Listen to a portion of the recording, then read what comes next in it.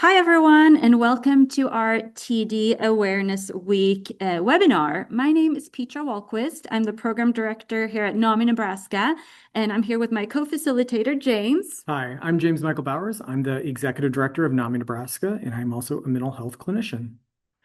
And I'm going to start by just telling you a little bit of a background of NAMI so that you know who we are and a little bit of the organization. So NAMI stands for the National Alliance on Mental Illness. It was started back in 1979, a few families around a kitchen table, and it's grown into the largest grassroots mental health organization in our country with about 650 affiliates across the US. And so NAMI Nebraska, we are one of those state affiliates, and we have local affiliates in our state as well. NAMI Nebraska provides education, advocacy, support, and public awareness to those who are impacted by mental health and including family members. We have support groups and educational classes and other events like today, our TD education event. All our programs are free to participants. That's very important. Our support groups are peer-led, and that goes across all our platforms and programs.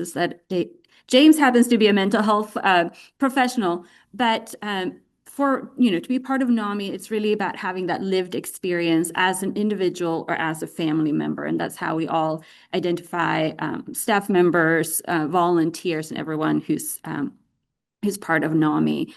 So our programs are peer-led, where we share experiences, resources with each other, with trained facilitators. And as I said, that can be through support groups. We have support groups for individuals who are living with mental health conditions. We have support groups for family members of loved ones living with mental health conditions. And we also offer classes and these kind of pop-ups like today. James, would you like to add anything to that? No, Peter, you did an excellent job explaining what NAMI Nebraska is, and we're always excited to be able to provide these opportunities to folks for individuals who are impacted by mental illness and their families. Exactly. And so today we're talking about TD, and I'm going to start by showing a video. This is April's story. This will give us all a kind of foundation for the presentation to come. We have some other videos as well, and we'll open it up for a Q&A at the end. So just wanted to get my video queued up here. That's always half the battle, isn't it? And then I'm going to share my screen with you to make sure you can see it. And here is April's story.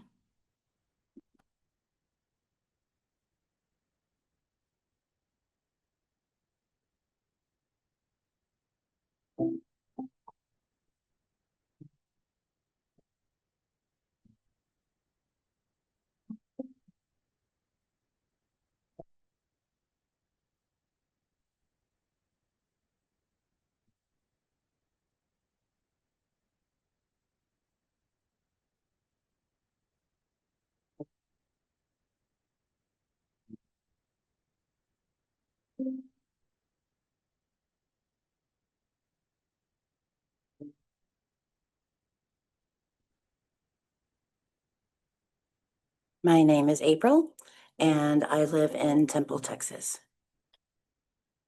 I currently work part-time as a TD support specialist for a nonprofit organization after being an IT professional for 16 years. I enjoy swimming. Before I developed TD, I was training with a roller derby team, and I am now a fan of roller derby and live out my passion that way. Through my teens and my 20s, I experienced depression. And then in my middle 20s, I was diagnosed with major depressive disorder and panic disorder.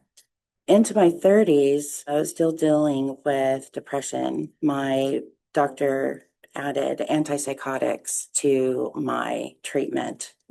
In my 40s, my doctor and I decided that it would be best that my treatment be done by a psychiatrist. With the psychiatrist, I received a new diagnosis of bipolar disorder 2 and ADHD.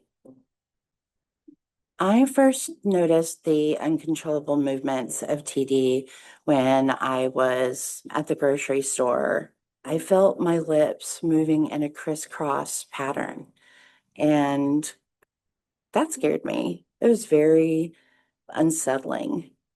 I did work from home still, so I didn't have an impact working. I was very hesitant to do anything socially, except for those who I knew understood what was going on and I felt the safest with. I decided to speak to my healthcare provider about my symptoms after my sister pointed out the involuntary movements involving my mouth. Receiving a diagnosis of TD was validating, but that was a two-sided coin because I was also sad. I didn't know how TD was going to impact my life. The movements had become just debilitating. You have to be a self-advocate. I've learned this through hard knocks and my experience and journey living with the TD movements.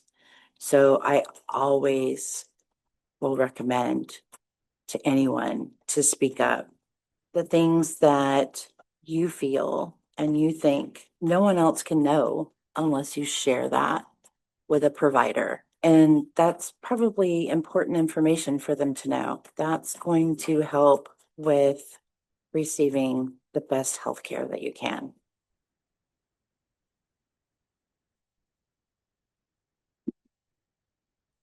So that's April's story to kind of set the tone and get us all on the same page. And we're going to move into our presentation now. So I'm just going to cue that up and then share the screen here so that everyone can see our slides. And we will go here. And here we are. So understanding tardive dyskinesia, or TD for short. And TD is an involuntary movement disorder that's characterized by uncontrolled movements of the face, torso, limbs, and fingers or toes. We saw with April, it was her mouth primarily. Those movements can be rapid and jerky, they can be slow or writhing. And you can see on your screen a list of how they can present. And in a little bit, we're going to show you a video so that you can actually see visually what that looks like. And as you can see, TD is estimated to affect at least 800,000 adults in the United States. It's a large number, but I think what's more shocking is that of those living with TD, about 60% remain undiagnosed. I will hand it over to James. Thanks so much. Well, we're going to talk briefly about what causes TD. As you can see on your screen, TD is associated with the use of antipsychotic medication that may be used to treat individuals living with mental illnesses such as bipolar disorder, major depressive disorder, schizophrenia, and schizoaffective disorder. Certain prescription medications also that could be used to treat gastrointestinal disorders may also cause TD. And the reason for that is because it impacts the dopamine level in your brain.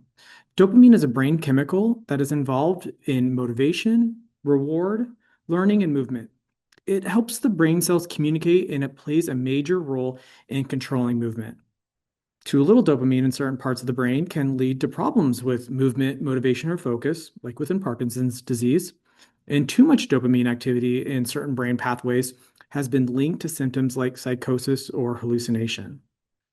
This balance is important in tardive dyskinesia because many psychiatric medications work by blocking dopamine receptors. Now, that's talking just very generally speaking. There's a lot of nuance, but over time, the brain can become more sensitive to dopamine signals, which may contribute to involuntary movement like blinking, lip smacking, or repetitive body movements. I'd also like to share a little bit about the risk factors of TD. And as you can see on your screen, some of those risk factors, in addition to taking antipsychotic medication, include being older, over the age of 55, being postmenopausal, having a substance use disorder, or having a mood disorder like depression, dysthymia, bipolar. All of those contribute to a risk factor of developing tardive dyskinesia. Next, we'll talk a little bit about the impact on TD on individuals. And as we know, mental health and TD are deeply connected. TD can affect social, emotional, and functional well-being that really can add to the burden of mental illness.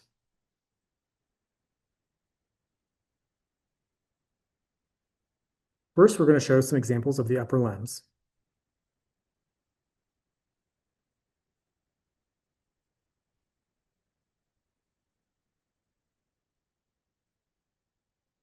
Next, we'll show symptoms that could be with the tongue, like darting or protrusion.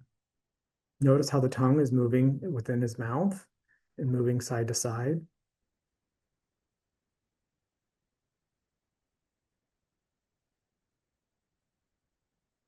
Next, we'll look at examples of the torso, which could be rocking, leaning back, or shifting.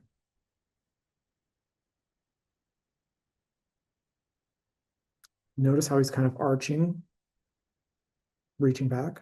Next, we're going to show some about lower limbs, which could be like gripping your feet or stretching your toes out.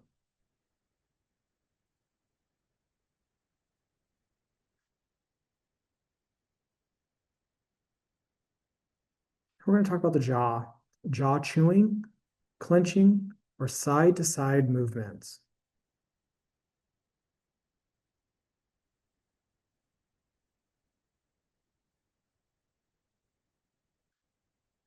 Next, we're going to see some examples of the lips, which could be puckering, pursing, or smacking.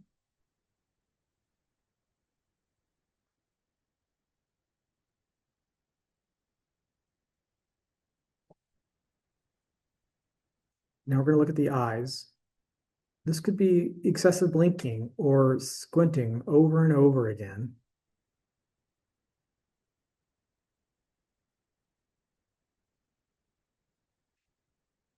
So hopefully you found that helpful. I know I did when I saw it because I think it's really helpful to be able to recognize those movements and particularly be understanding and non-judgmental.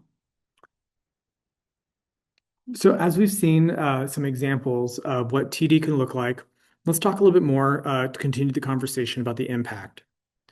43% of all adults surveyed felt like that it had a functional impact, meaning that they had to ask someone to help doing daily activities as a result of their TD symptoms.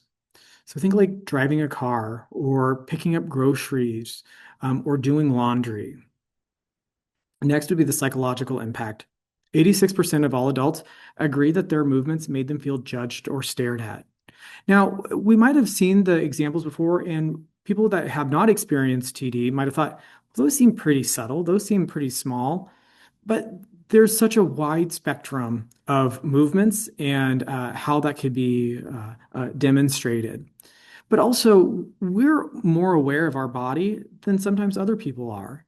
So what may seem like just a movement of the mouth to some other people can be something that we focus on ourselves. It could make us feel insecure. It can make us feel like everyone is noticing if my mouth is moving side to side, or people are looking at me because I can't stop blinking, or they might be able to, or they might think that I'm acting differently because I keep moving and clenching my hands or moving my upper limbs. 56% of all adults agreed that it had a social impact and that they had avoided others or avoided going out in public. If we're feeling like we're being judged when we go out and that people are staring at us, if we feel like we have to rely on other people to help us with our daily living, then I think we can understand why some folks may avoid going out to avoid potentially being a burden on other people or to avoid those feelings of being judged or stared at, leading to isolation.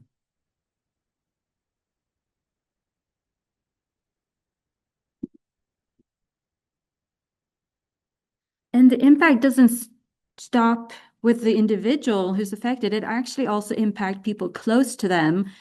So in this survey, which was with 36 care partners, those respondents reported that their loved ones' TD movements had some or a lot of impact on their own ability to be productive, to socialize, to take care of themselves, and participate in their usual activities. You can see the percentages there on your screen, and they were all in the lower to upper 50%. So that's half or more than half of people who were impacted by loved ones' TD. So that's another reason why it's important that we talk about TD. So now that we've talked a little bit about what TD is and how it can impact and how it can show up in our lives, let's talk about the importance of routine screening. So we'll start off by saying that it is important to continue to take medications as directed because stopping could cause further issues. So don't stop taking your medications without speaking to a healthcare provider first. It's very important to know when and how to seek help. So when should you seek help? Those who have taken an antipsychotic medication should discuss their risk of tardive dyskinesia and request a routine screening by their healthcare provider. That way, healthcare providers can get a good baseline and can see if symptoms have started or if they're increasing. Also, individuals who are experiencing involuntary movements should talk about their symptoms with their healthcare provider. It's important to start that conversation. We have a limited amount of time sometimes with our healthcare providers. So while it may feel uncomfortable to talk about something that is often stigmatized, being able to share that with your healthcare provider helps them create a good treatment plan that works for you and can help you lead the best possible life. Similarly, it's important to discuss the physical, social, and emotional impact that these uncontrolled body movements may have on your life. Knowing how TD is showing up in your own life can help your healthcare provider determine the best FDA-approved treatment strategies. How TD may show up in my life may be different than how it shows up in someone else's life. Let's think of the violin player who has been playing the violin for their entire life. It's part of their identity. And maybe they're having some TD movements with their hands. That may be different than someone who uses their eyes, but they're blinking a lot, or someone who may be experiencing tardive dyskinesia movements in their lower limbs. So it's important to share how tardive dyskinesia is impacting your physical, your social, and your emotional impact. Absolutely. Oh, seems like it's there we go. And if you want to learn more about TD, and of course, we're not done yet, we have some more information to share with you, but we wanted to direct you to this website, talkabouttd.com. They have more stories and a lot of resources. I think there's a link to experts in TD. So that might be an important website to kind of jot down the name to. And I did want to invite James back because you mentioned violin player, and I thought that was a really good story that you shared with me earlier about how TD might affect someone who is a violin player. Would you mind sharing that story with our viewers? Absolutely. So I bring up the violin story because that's one story that has really stuck with me. A person who really had their identity in playing the violin. That had been a go-to coping strategy for them. That had been something that they had participated in pretty much their entire life, starting as a child all the way through adulthood. So when they started to develop tardive dyskinesia, they were unable to play the violin in the way that they had been playing for their entire life. And that caused a severe impact, not only in their functionality, but then also in how they were feeling with their own mental well-being. It also led to them isolating themselves out and not going to practice and not playing with the folks that they were in an orchestra with. So because of tardive dyskinesia, they were unable to do something that they felt extremely passionate about. But through treatment, they were able to recover use of their hands again and were once again able to play something that meant the world to them in the one consistent thing that had been in their entire life. I love that story. I think it's such a good kind of illustration of how it can impact many parts of a person's life. And we're going to share a video. Jeff has a story, and just like April did. Jeff lives with TD, and he's going to share his story with us.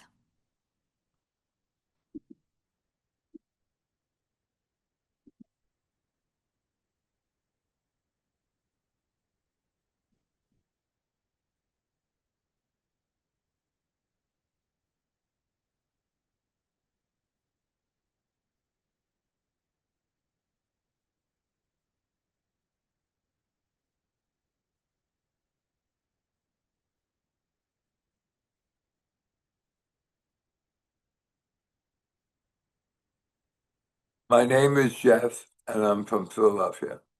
I was diagnosed with schizophrenia when I was 17 years old. About a week after my 17th birthday, I had a nervous breakdown. I was hospitalized, and that was the first time I actually took psychiatric medicine. I was diagnosed with tardive dyskinesia in 1997. What were the symptoms that I had? A lot of people stare. When children stare at me on the bus, it shows that it's very noticeable. My grimacing.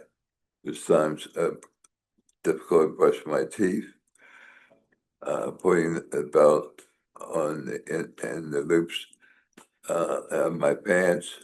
Raising awareness for TD is not only important for family members and patients, but also the general public, so they have a better understanding and feel more comfortable when they experience someone with TD. I would suggest that people that think they have TD symptoms to consult with a provider, despite my schizophrenia and tardive dyskinesia. I'm showing other people that not only can you have a normal life, you can have a wonderful life.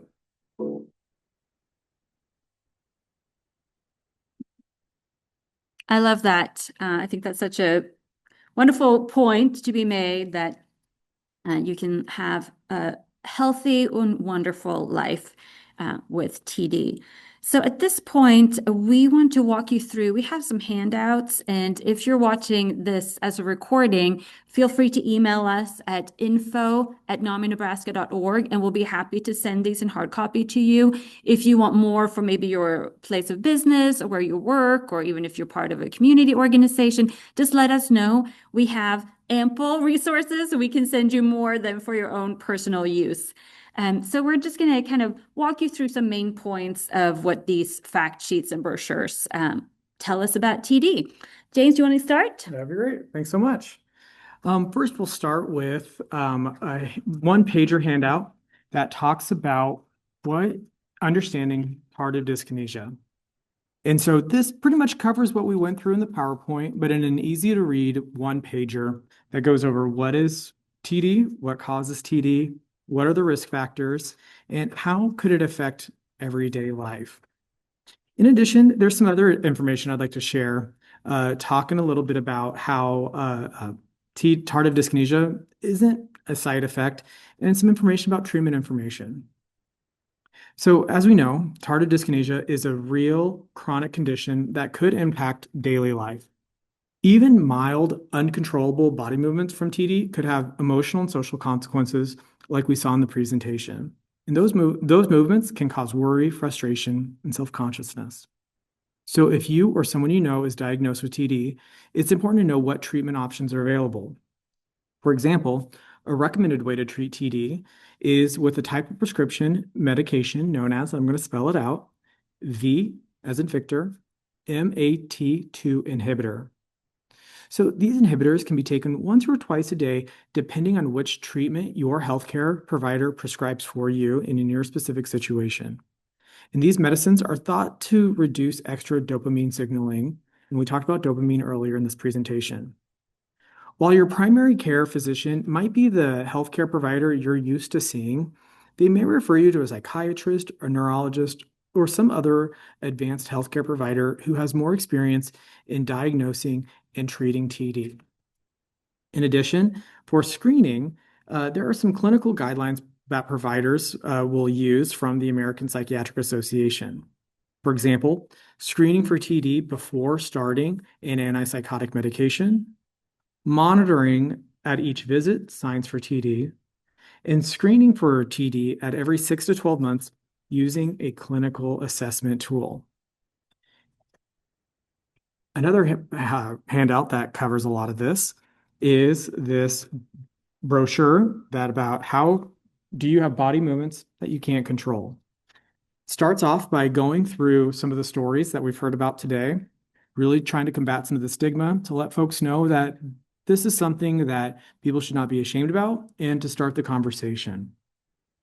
Give some examples about what does it look like, as we saw earlier, with the eyes, the jaws, the tongue and upper limbs and torso and hands and lower limbs. And also really driving home that TD is not a side effect. It's a chronic condition that can impact your daily life. And also provide some information about how to treat TD and how to start the conversation. And some talking points about for your appointment. Which leads us also to this screening guideline that folks can fill out before they go meet their provider, or providers can have in their office to help start the conversation. Some of the questions on here include, do you have uncontrollable body movements? With some examples. Have you ever taken medications like antipsychotics to treat a mental health condition?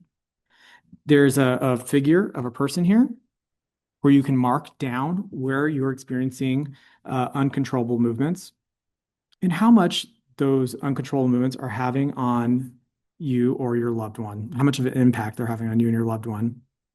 Then some questions about some of your medical history and what is most important for you in choosing a medication. What's great about filling out something like this is that while it's sometimes hard to start a conversation with a healthcare provider, especially sometimes when we have a limited time with our healthcare providers, this is a way to track the conversation, to start the conversation, and can help you focus in getting your symptoms across to your healthcare provider and can help your healthcare provider in determining how tardive dyskinesia may be impacting your everyday life. We also have a handout about screening for tardive dyskinesia. It is geared more towards providers that goes over some policy recommendations and what may be causing tardive dyskinesia and the increasing global prevalence of TD between first generation and second generation antipsychotic medications. So we have resources available for providers, for patients, and for the community as a whole. And Petra has more that she'd like to share.